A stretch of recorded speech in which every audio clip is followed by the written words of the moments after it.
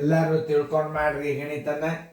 ಒಬ್ಬ ಹಣ್ಣು ಮಾರುವನು 1 ಡಜನ್ ಹಣ್ಣುಗಳನ್ನು 100ಕ್ಕೆ ಮಾರಾಟ ಮಾಡುವುದರಿಂದ ₹20 ಲಾಭ ಪಡೆದನು. ಅವನ ಲಾಭವು ಶೇಕಡ ಎಷ್ಟು ಅಂತ ಕೇಳ್ಯಾರ ಅವ್ರು. ನೋಡ್ರಿ, ಸರಿಯಾಗಿ ತಿಳ್ಕೊಂಡು ಮಾಡ್ರಿ, ಬರ್ತದೆ. ಈಗ ನಾವು ಟೈಮ್ ಆತಂದ್ರೆ ನಾನು ತಿಳಿಸ್ತೀನಿ. ವಿಡಿಯೋ ಆನ್ ಮಾಡಿರಿ. ನೀವು ಲೆಕ್ಕ ಮಾಡೋದಾದ್ರೆ ವಿಡಿಯೋ ಆನ್ ಮಾಡಿರಿ. ಓಕೆ ಮಾಡ್ರಿ. ನೋಡ್ರಿ, ಇಲ್ಲಿ ಮಾರಾಟದ ಬೆಲೆ ಕೊಟ್ಟಾನೆ. ಒಬ್ಬ ಹಣ್ಣು ಮಾರುವವನು 1 ಡಜನ್ ಹಣ್ಣುಗಳನ್ನು ₹100ಗೆ ಮಾರಾಟ ಮಾಡುವುದರಿಂದ, ನೋಡ್ರಿ, ಮಾರಾಟದ ಬೆಲೆ ಕೊಟ್ಟಾನ, ಲಾಭ ಕೊಟ್ಟಾನ ಅಂದ್ರೆ ಕೊಂಡ ಬೆಲೆ ತಗೋಬೇಕು ನೀವು. ಕೊಂಡ ಬೆಲೆ ಬರೋಬರಿ ಮಾರಾಟದ ಬೆಲೆ ಮೈನಸ್ ಲಾಭ.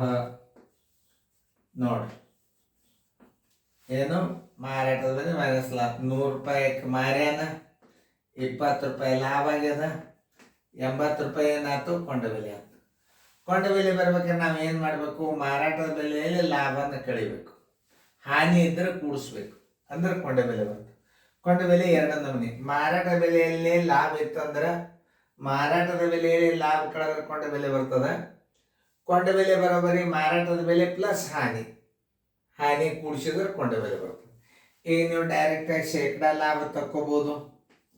ಶೇಕಡ ಲಾಭ ಬರೋಬರಿ 100 ಗುಂಡ್ಲೆ ಲಾಭ, 100 ಗುಂಡ್ಲೆ ಲಾಭ ಸರ್ವಾಸವಾಗಲೇ ಕೊಂಡ ಬೆಲೆ.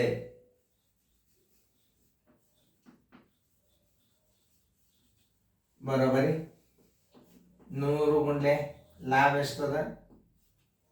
20 ಅದ. ಕೊಂಡ ಬೆಲೆ ಎಷ್ಟು ಬಂದದ ನೋಡ್ರಿ, ಇಲ್ಲೇ 80 ಬಂದದ. 21 24 4 1 4 25 ಶೇಕಡ 25 ಲಾಭ.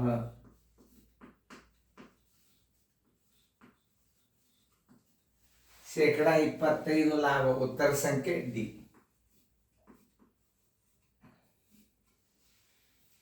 ತಿಳಿತಲ್ಲ ನಿಮಗೆ ಹೆಂಗ್ ಮಾಡ್ಬೇಕು ಅನ್ನೋದು ತಿಳ್ಕೊಂಡ್ರಿ. ನೀವು ಎಷ್ಟು ನಮೂನಿ, ಭಾಳ ನಮೂನಿ ಮಾಡಬಹುದು ನೀವು, ಬೇಕಾದಷ್ಟು.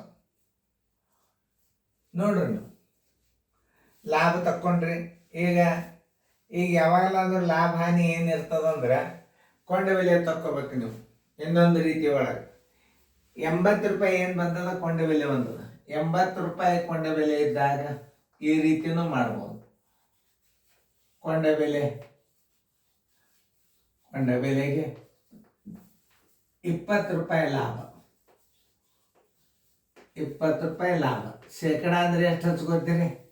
100 ಕೊಂಡ ಬೆಲೆ ಇದ್ದಾಗ ಎಷ್ಟು ಲಾಭ? 100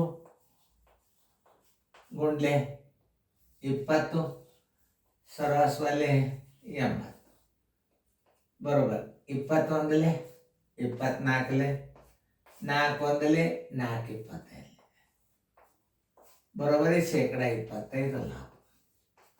ಈ ರೀತಿ ಒಳಗೂ ಮಾಡ್ಬೋದು ನೀವು.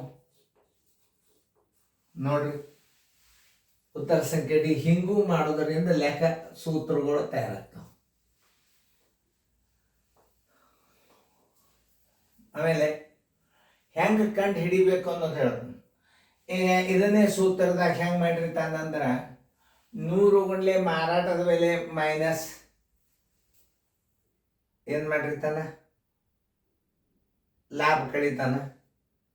ತೆಳಗೇನಾಗ್ತದ, ಇಲ್ಲೇ 100 ಗುಂಡ್ಲೆ ಮಾರಾಟದ ಬೆಲೆ ಮೈನಸ್ ಲಾಭ ಡಿವೈಡೆಡ್ ಬೈ ಮಾರಾಟದ ಬೆಲೆ ಮೈನಸ್ ಲಾಭ, ಅದು ಶೇಕಡ 25 ಬರ್ತದೆ. ಈಗ ನಿಮ್ಗೆ ಇಷ್ಟು ಸೂತ್ರ ಮೇಲೆ ಮಾಡಿದರೆ ಸಾಕು. ₹80 ಕೊಂಡ ಬೆಲೆ ಇದ್ದಾಗ ₹20 ಲಾಭ ಆದರೆ ಶೇಕಡ ಬರೋಬ್ಬರಿ 25 ಲಾಭ.